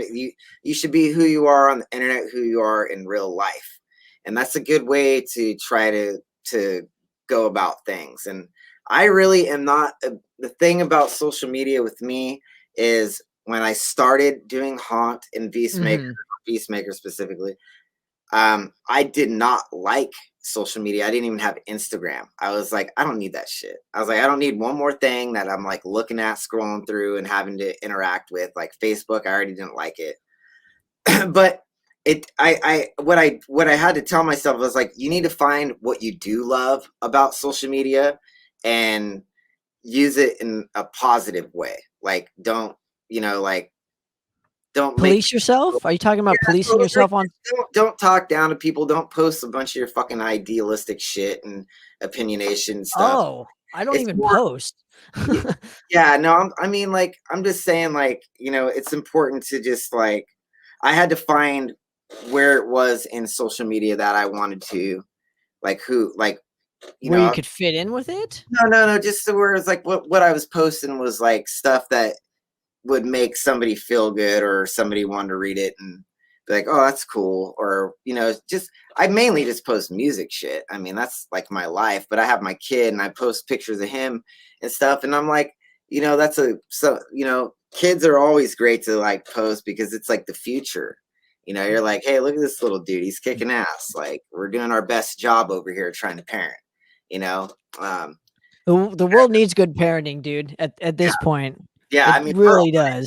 He's killing it. We do like a Montessori thing with him, and my wife is really great. And we have some really amazing people in his young life I didn't have. So I'm a little jealous. I'm like, damn.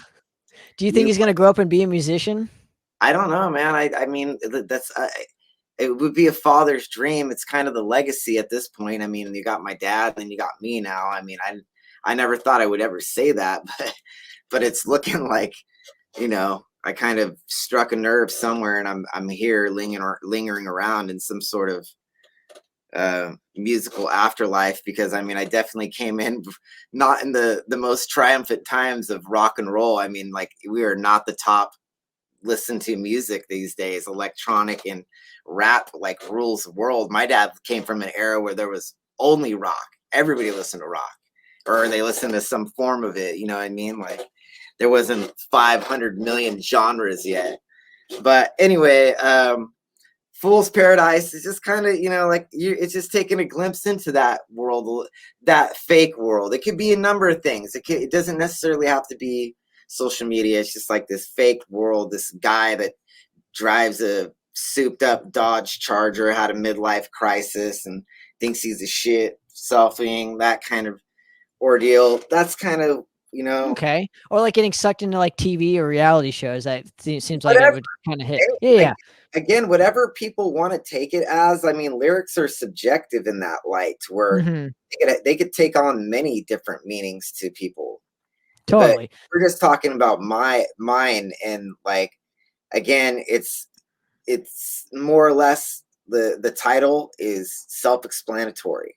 Totally. Now let's go to Hearts on Fire, and I have to ask this. This is my big question for you is, you know, I noticed the vocals were kind of had the same cadences and the same vocal. It's almost like the same vocal performance as what was on Mind Freeze. And I'm just kind of curious if this is the same vocal performance or if this is just so good to where it's like, you know your voice so well where it's like, no, this is a brand new thing that you can't even tell. Cause I couldn't even tell, dude. I was like trying A and being like, and I'm like, is it? If you go back and listen to it, one thing I stumbled on is I kind of like learned how to do a yell with my voice now.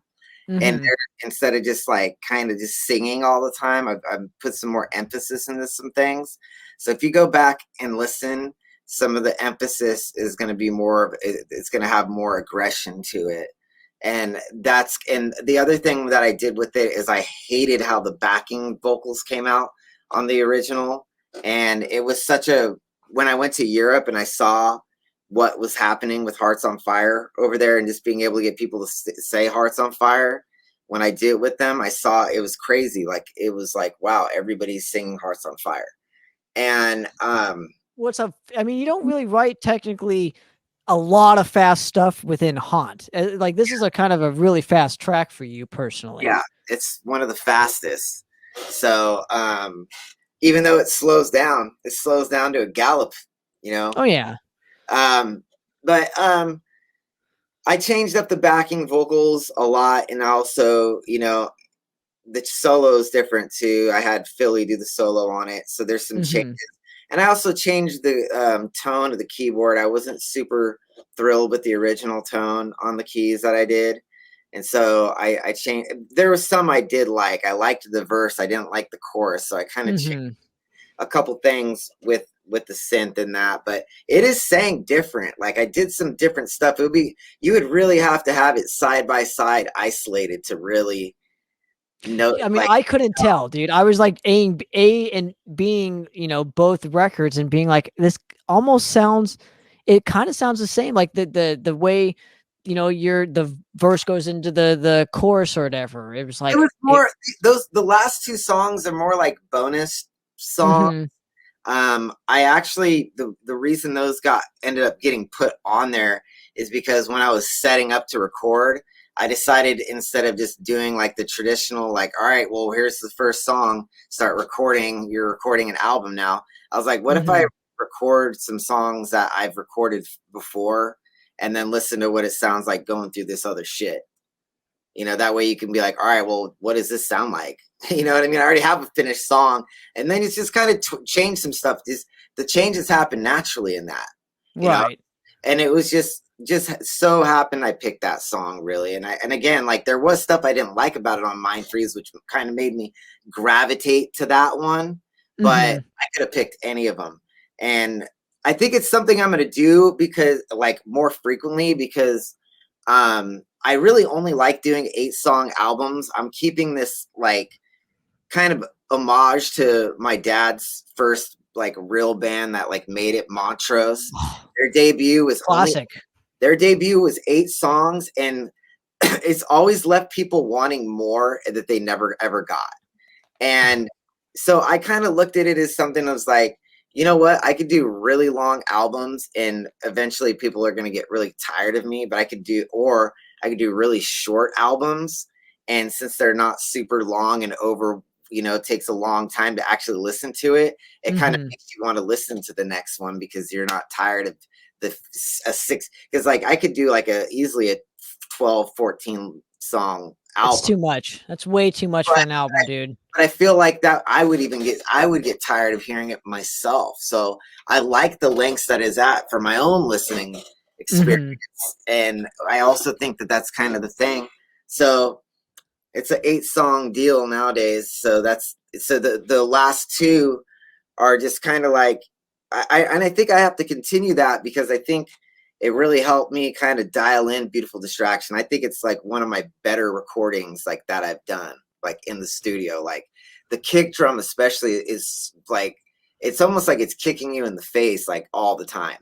And it's because I used 3 microphones on it. I told you I was getting a little bit like, I'm getting a little like wild with it of like just, and that's not even it. Like there's like, I actually have, what I'll do is I have 2 other drum sets in the corner too. Like they're not set up, but I have a kick drum. I'll fucking use that kick drum and play along with it and have an extra kick drum in there. So sometimes there's 4. So I'm like quadrupling things now just for the sake of trying something different and creative in the studio and that light. And so I think I've really dialed in using the sub kick mic. The sub kick mic has been like, I didn't have it before. And I could tell that like sonically, that's kind of what had been missing in my kicks early on is I like, and especially with doing a DIY studio, I'm kind of building it from not even knowing how to do anything. Once I put a sub kick mic on, all of a sudden my kick drum shit was out of this world. And I also use a boundary condenser mic in the kick as well as a dynamic. And they're actually, I have them like, they're basically, they live in there. They have their own floating stand. Basically it's mounted onto the brackets. And so they all have their place. It's called the company. Let me see what it's called. I forgot the name. I have a he's all going backwards, dude. So while you're doing that, it's called the Kelly Shoe system. Okay. Kelly Shoe, and like literally, so the mics are mounted in there, so you don't have to have them like on a stand in front of everything. But you just have to make sure you do reverse. You got to reverse the phase in them. The microphones they're close to in proximity to each other. So totally. Reverse the phase right there, and then boom, you got a crazy sound. I run it through a Neve preamp, and then that's why it sounds so good. And then a Neve. So so that's kind of where I've been trying. I don't think I've hit the peak of that yet, but I think recording some songs beforehand and just putting them on the end of the album is a great way to test out where I'm going. It's also a good marketing thing too. You could always like record 2 bonus tracks for the Japan only release or something like that. I don't know. That's old school. We're talking. We got to do new school. And but you're talking. It's everywhere because all it takes for them is to upload it on the computer, and then it's on Napster or one of those. And so then no longer is it limited. It's not. Back in the day, you wouldn't be able to get it, but you had to go buy the import CD, and the import CD was like $40 in the 90s. Yeah, but you mentioned Montrose. You're talking old school 8 songs. That's old school too. So I'm just kind of food for thought there. I live in the old school, but wish I was in the new school. I can attest. I can attest to that. There's some benefits to both, man. I don't know. I think old school had better songs, and that's why I connect more with the old school stuff. Now it's in my hands. This is the closing track. This also came from If Icarus Could Fly record. This was off the second album. And was it just like Hearts on Fire? You just picked it out of a hat and just decided to say, okay, this would sound cool? Or was there a deeper kind of connection? Hearts on Fire was like the first one I did. And then I picked It's in My Hands because I really wanted to put synth on it badly. Okay.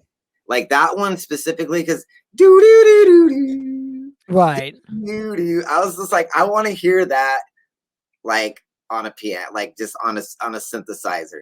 And then the harmony that comes in with it. It's just it was specifically for that part only. The rest of it, I was like, whatever. But it did get a new solo, and I sang some of it differently. And okay, so here's another question for you. Do you think, or there will come a time where it's like, you recording older songs, putting them on new records kind of defeats like the original for me sometimes. Like when a band does that, do you ever feel like that could happen? Yeah, for you?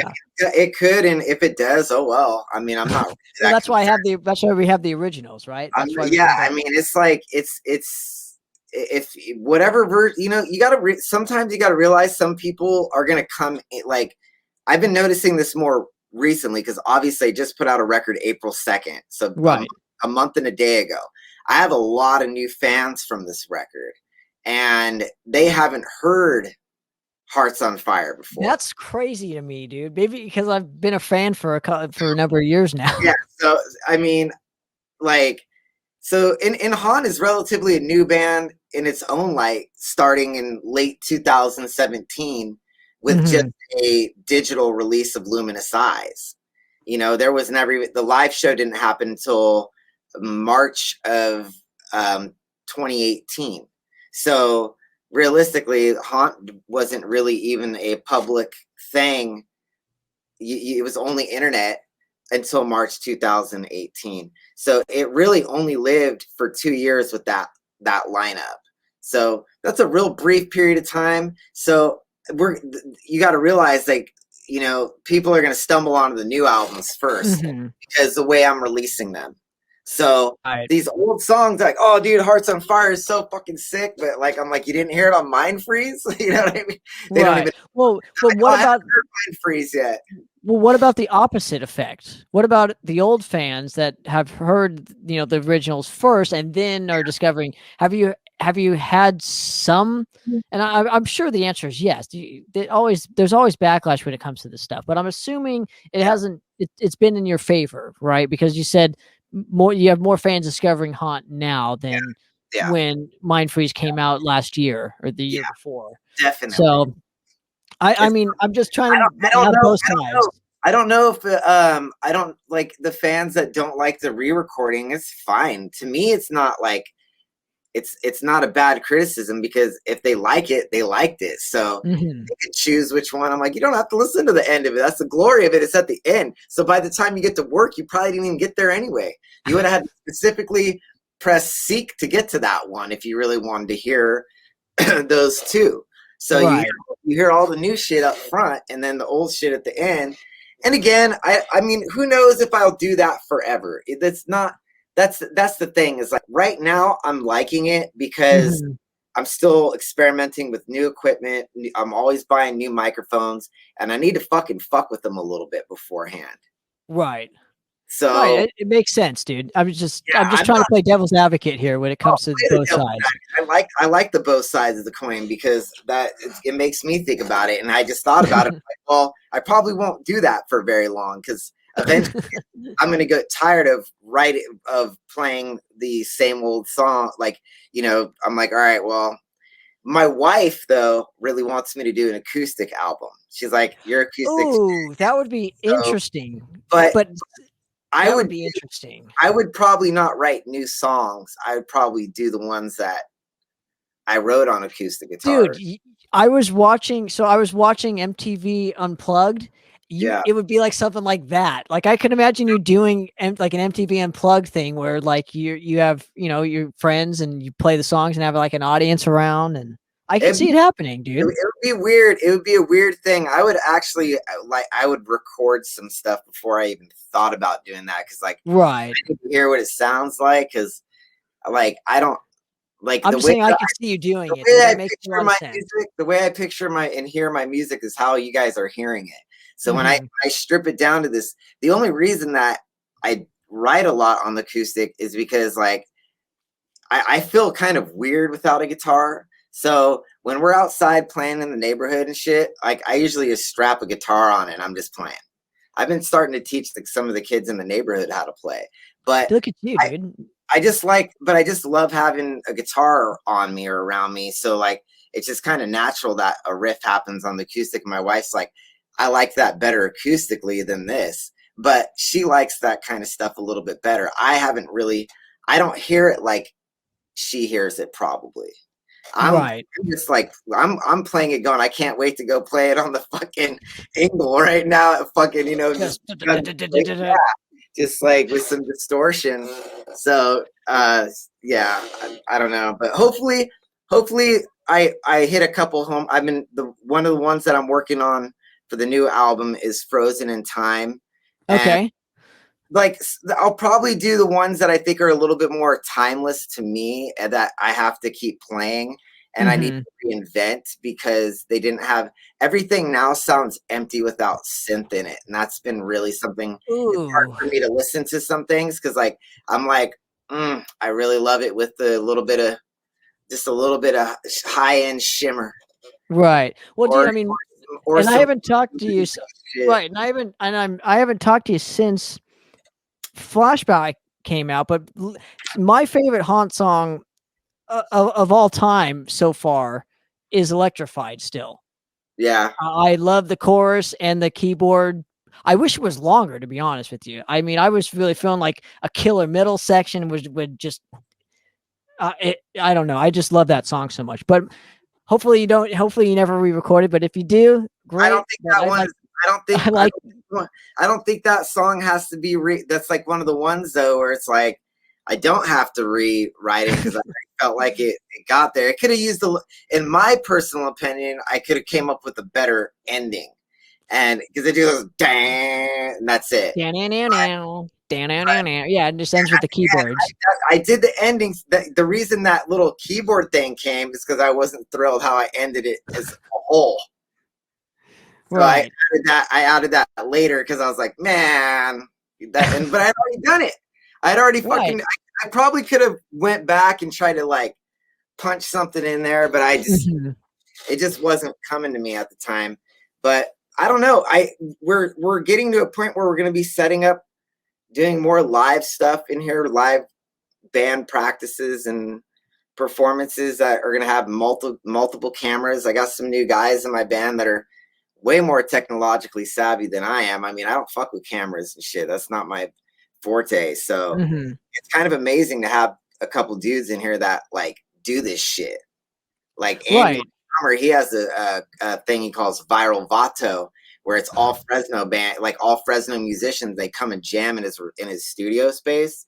It looks tight and it sounds great, and he does a great job with it. And he's like, we gotta bring this shit here. He's like, we gotta do this shit over here. I love it. I love that you actually have help.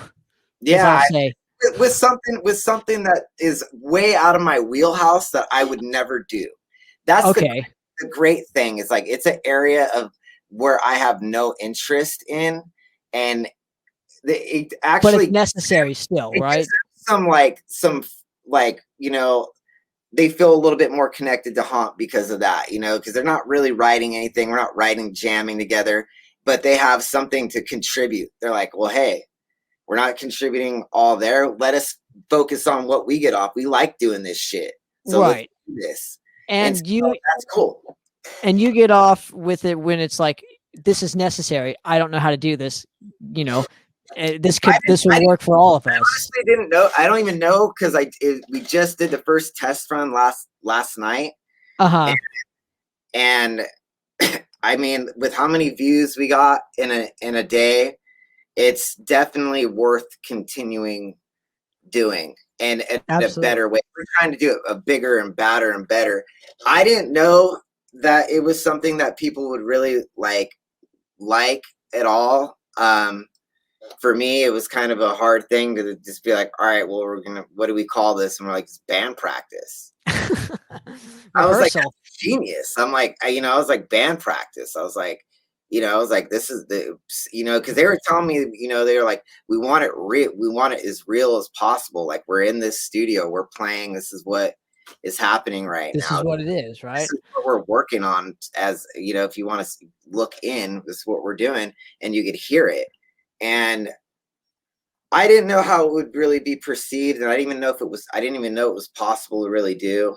And again, I'm not responsible for it, so it's like really awesome that again I have some people working some angles that I don't know. Like I said, I wouldn't be able to do it. So Absolutely. it's really great. I like the creativity of that. I'm like, I've told them, I was like, hey, you guys, if we could figure out what we, I was looking at NPR Tiny Desk as an example, and don't really love the bands on that shit, but I was noticing like there are a lot of them are sponsored, because I don't want to do like a live stream where fans have to buy tickets, but we want to continue to. We're running an operation here. We need equipment. Technology is constantly evolving, so there's just always something you need. So I was like, maybe, I was looking at NPR. It's like sponsored by all these shows. Like maybe we can get a sponsor, get some fucking loot for you guys for doing all this shit. And then also at the same time, start getting it to where we can buy shit that just lives here. You know what I mean? Like all the cameras, we just have them all set up. You just do it any day. And then the best part about that is having it all set up 24 hours a day and never taking it down, is other bands could come in and do that as well. And it's easy. You just press record and it's done. I mean, how like, that dude, I'm gonna do that. We're gonna be doing that here. That's a dude. You're like live from Daryl's house now, except live from Trevor's house. That's fucking like, right. It's fucking awesome. I think what should happen eventually is all the bands that tour to Fresno should come that'll be one of the stops, like the mecca of like. Yeah, I mean, fucking awesome, dude. And they're gonna see it all on social media. It's being literally born on Instagram as we speak. So, and that's interesting. There's not a lot of bands. There's not a lot of bands in like heavy metal that are really doing like kind of like a live thing, like Tiny Desk. They're doing like live shows and stuff or on stage, but not like in the studio, like you're rehearsing or you're doing a certain thing. When you're going and doing a show, you already know the production's big. This is more about like, this is day to day. Right. We're just doing it in this way. Now, last question before we get to your links. Are you still managing a lot of bands, or has that been put on the back burner because like you said, you do this 24 hours a day? It's Haunt 24/7 for you. Yeah. I would say I never really managed bands. I more or less produce bands and give them guidance and things on what needs to be done musically for them. And the only bands I've really done that with right now is Saber, which I played drums on their album Without Warning and did all the producing. We recorded it here.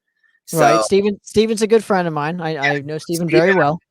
I've been really like, you could probably ask him and he will tell you my significance in what, I mean, if it's in the interviews, every time I read about it, like anytime they have an interview, I'm always mentioning it. It makes me feel good. Like I like this. I like the pat on the back from them. But it was more, I saw something in them and wanted to like help them get there.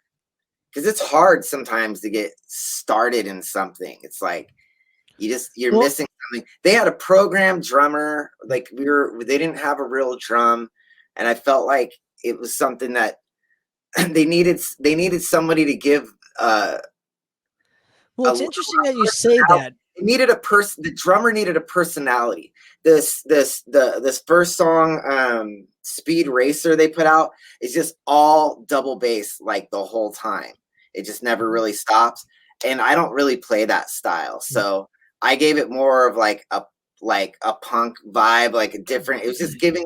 I was like, you know what? Because I told him, I was like, I'm not doing double bass speed metal. I was like, if you want me to do this band, it's gonna be a little bit more rock oriented and not as much that.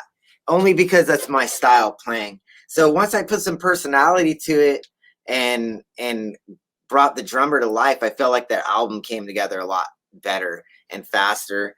And again, I don't know the first thing about managing a band other than my own, because everybody has their own wants and needs. But what I always give is good constructive feedback on how to, if I see that they're doing something, that something's not right, like the album art they were giving me. I mean, I felt like I was a dictator at that. I was like Joseph Stalin. I was like, nope.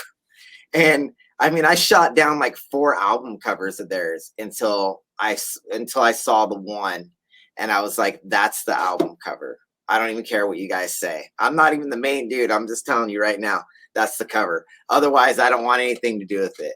It was like that. It came down to that. It was like, I was like, just hear me out. Like all this shit you're giving to me, these are good ideas, but when you're showing me the art of it, it just looks cheap and like, no, we're not going there. So What? It's interesting that you said that, though. That's the man. Maybe that is managing. Maybe what more managers need to do is just say no.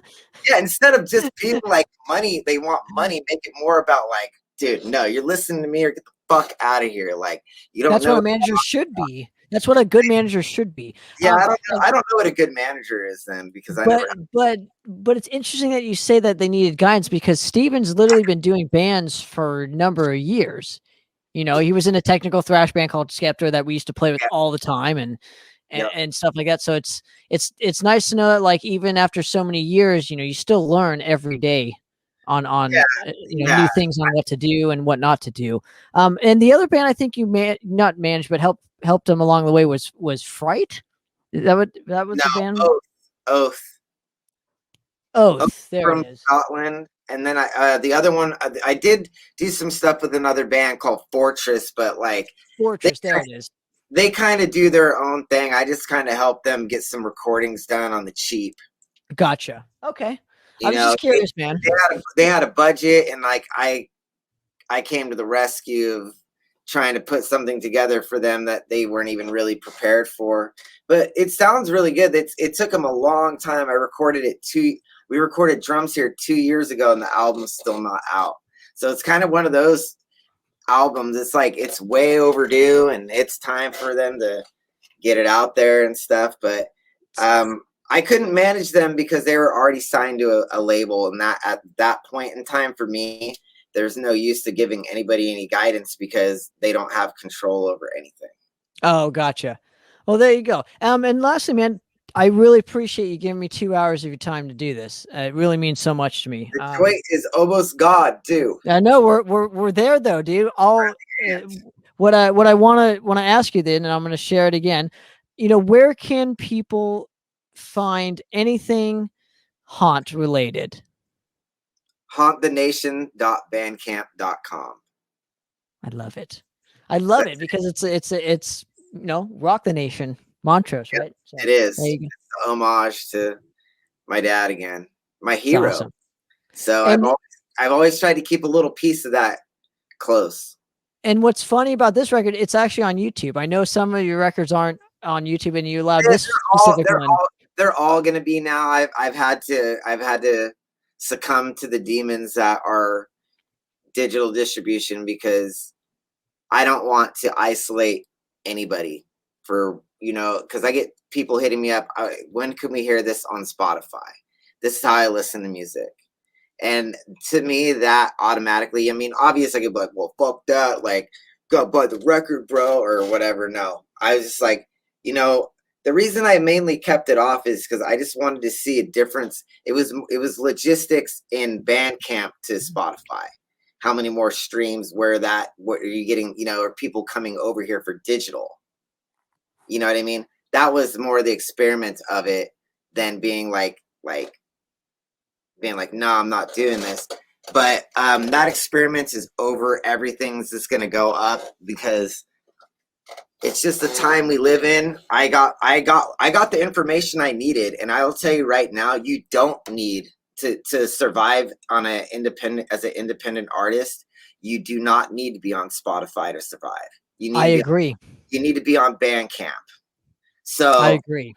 That was something I needed to learn and really look at as a whole, because up until this point, as a professional musician, all of my music has been on Spotify. So I never had anything to go, well, what's it look like if I don't do something on Spotify? What does it look like? Right. Now I know what it looks like. So I've got a peek at it. I did 2 records that I didn't do that with. And I've had too many people hit me up wanting it on there. I left it off for almost an entire year. So I was 1 month shy to a year for Flashback. And I said it would be up in a year, but I didn't make it to the year. I didn't need to. I got the information I needed 3 months into it, to be honest. Interesting. I'm glad to hear it. It's a weird thing because again, you have to be pushing Bandcamp from day one. Mm-hmm. You can't have shit spread out all over the place. Has to be here and here only. Are you getting this? Absolutely. I found, I don't know. I with Spotify and those digital media platforms, I've only put like a couple of our albums, and if they want the rest, they can go to Bandcamp. But either way, it works. If you want this, you go here, and if you want this, then you go to Spotify or whatever. But Trevor, I really appreciate your time, man. And like I said, give me the links, a couple more times. And it's everything is on Bandcamp. Are there no other sites? No. Okay. So if you want official, it is hauntthenation.bandcamp.com. And that's where anything from t-shirts to magnets to all kinds of little trinkets of things that you would want merchandise wise, that's the place to go. It supports me to be able to do what I do, to be honest with you. And I don't think anybody, any modern artist right now could say that Bandcamp is incredibly great. So I think more people should gravitate there. But link wise, follow us on Instagram, Haunt the Nation. Of course, everything is Haunt the Nation. So that's really the way to find me. If you just put Haunt the Nation in Google search, boom, that's going to basically bring you to everything that you need to. I don't really do Twitter. I don't really understand that platform, but Haunt does have a fan club that was started from a couple fans. My fan Martin and friend, he's a great guy actually, Martin, and he started a page where we realized like Facebook algorithms were really tying things down on like band pages because it's like nobody sees it unless you pay to have the ad, like it to be boosted. And then it's still like, what is it? Who is it getting to? Does it get to those people? Because then you start seeing weird people following you. You're like, who? This person? You click them. If you click them, sometimes you're like, no, this person doesn't. Like it's just too. You'll start seeing a pattern emerge of like they make you think that boosting your post is this great thing. You're getting all this stuff, but it's really right. So anyway, we could go down a rabbit hole of that, but there's some links on the Facebook Haunt the Nation page, which is just facebook.com/Haunt the Nation. Absolutely. And I'll put in a link in the description below when everybody wants to hear the podcast and whatnot. Check it out. But everybody that's listening, check the fan club because it's a community of music lovers and no gatekeeping, no attitudes there. I have rules there and people tend to follow it. Like just be respectful to everyone, no matter what they post. Don't like if they post a band, you don't like it, don't go shitting down their throat. Like, oh, fuck this shit. Nah, this is not allowed. Just be, if you don't have anything good to say, it's weird because it's like the internet, how I want it to be. It's so weird because my fucking Facebook, like I hate Facebook. I look on my news feed and I just fucking scroll. I'm like, nope. I go to my fan club page and I'm like, I see them like, sharing their bands, sharing their art, sharing what they're listening to the day or whatever, just saying like, just talking about Haunt too. And I'm like, everybody here is so positive.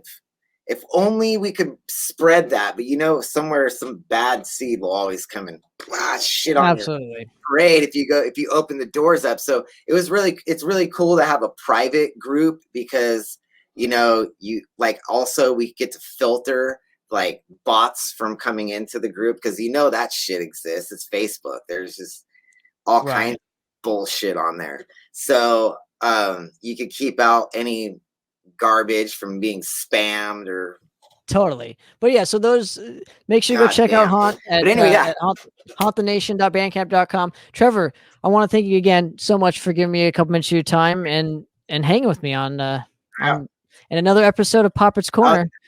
I'm out of here, guys. Later, man. Cheers.